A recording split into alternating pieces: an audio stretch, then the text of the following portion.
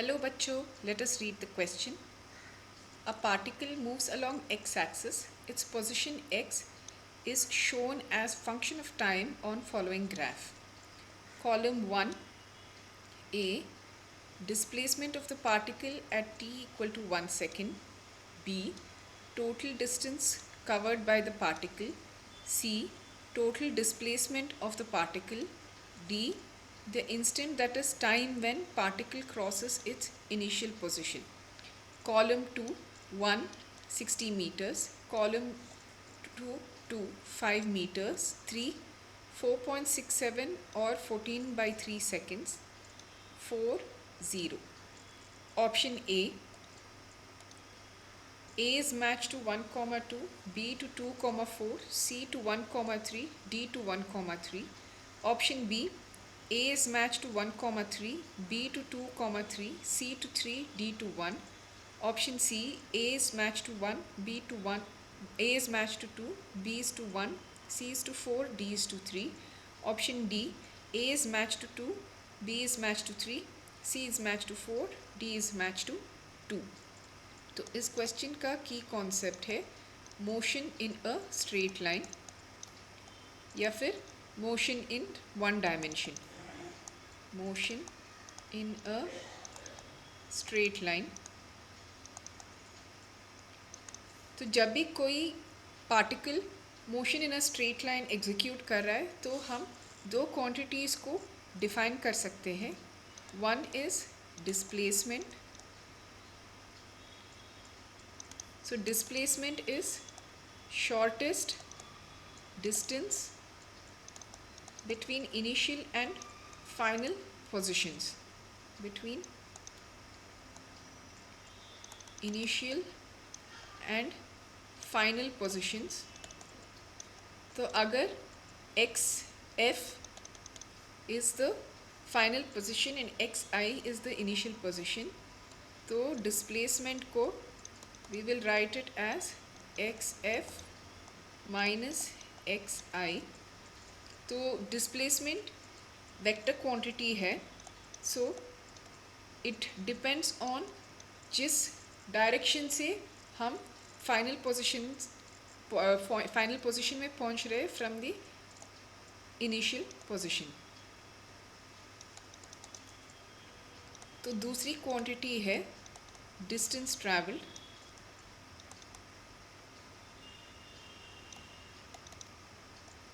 Total path length taken by a particle को हम distance travel कहते हैं. So total path length taken between initial and final positions.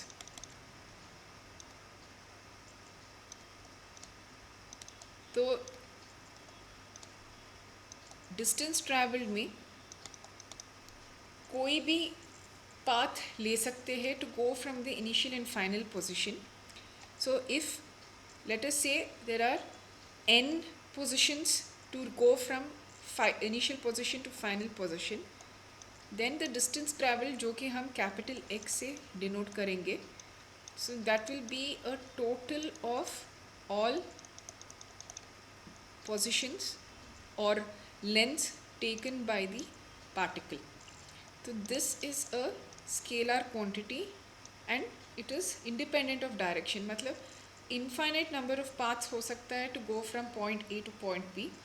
तो जो भी path is chosen, the total distance that has been covered is the distance travelled, and this is a scalar quantity. तो इस question को solve करने के लिए पहले हम ये ग्राफ का एनालिसिस करेंगे. तो यहाँ पे हम दो कॉलम्स बनाएंगे जहाँ पे है time which is on the x axis and position along the x direction which is on the y axis.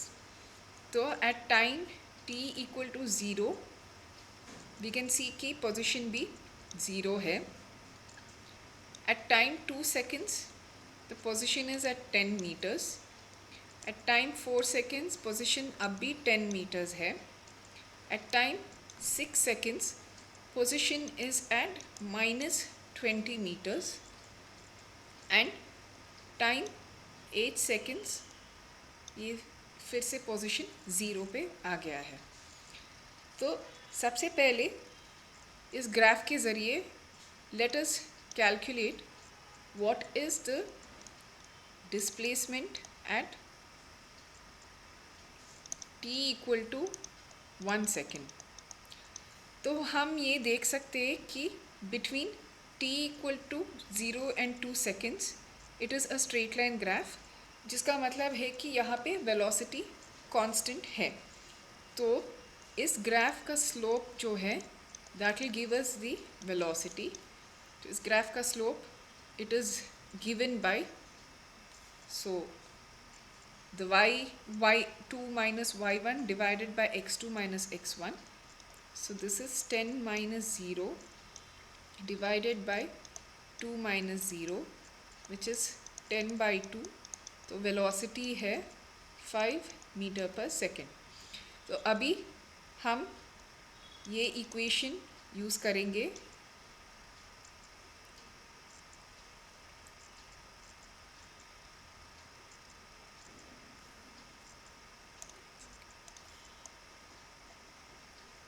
So velocity is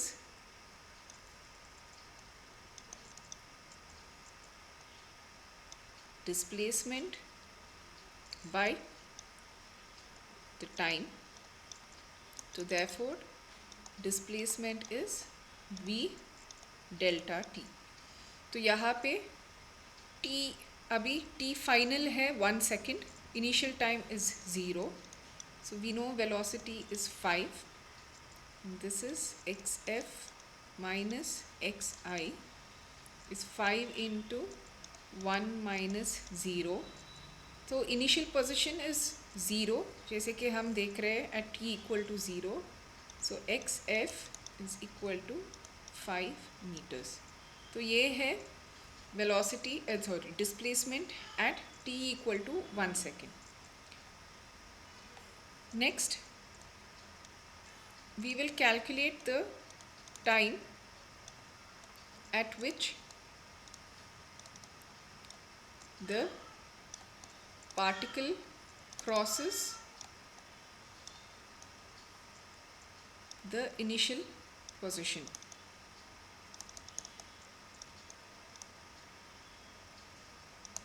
तो we can see that इस ग्राफ में that value is somewhere here. So we can also see that 4 second से लेके 6 second तक फिर से हमें एक स्ट्रेट लाइन ग्राफ मिल रहा है, which means that although velocity is decreasing या फिर it's changed its direction, it is still a constant velocity. तो पहले हम इस बड़े ट्रायंगल का स्लोप कैलकुलेट करेंगे और फिर ये छोटा ट्रायंगल का करेंगे, which is a similar triangle और स्लोप सेम होगा। Okay, so the slope between 4 and 6 seconds, so that will give us velocity again. So that is basically y2 minus y1 minus 20 minus 10 divided by 6 minus 4. So this is minus 30 by 2. तो हमें velocity है v is 15 metres पर second. तो अगर हम सिर्फ magnitude लेंगे सो v will be 15 metres पर सेकेंड।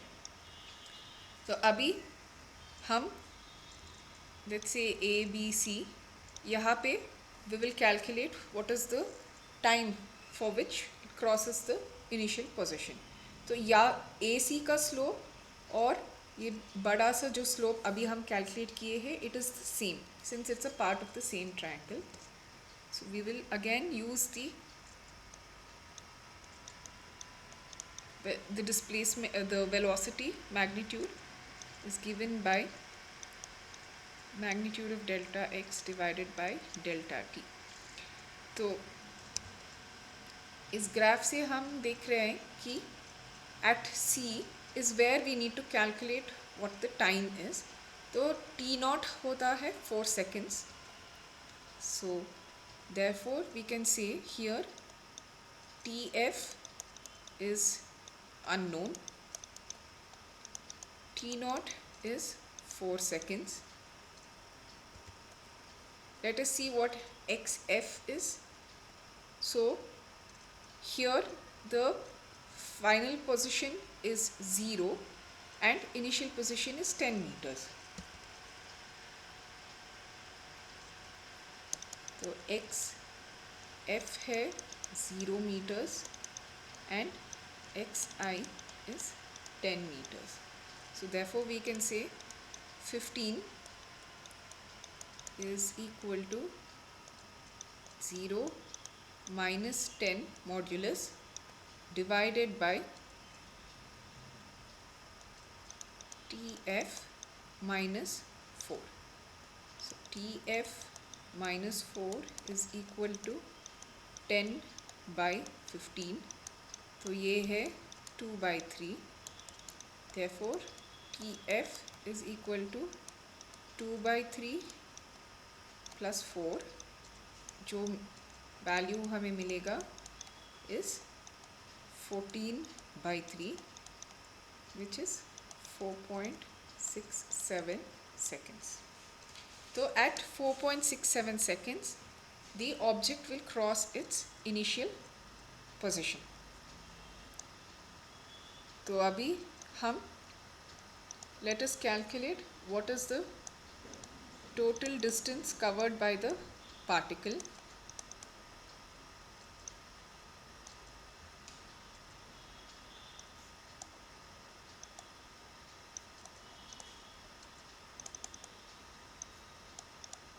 तो इस ग्राफ से हम देख सकते हैं that it starts from 0, covers 10 meters, फिर 10 meters पे ही रुकता है, then it crosses over to 20 meters. So याद रखिए कि हमें सिर्फ magnitude of the distance चाहिए.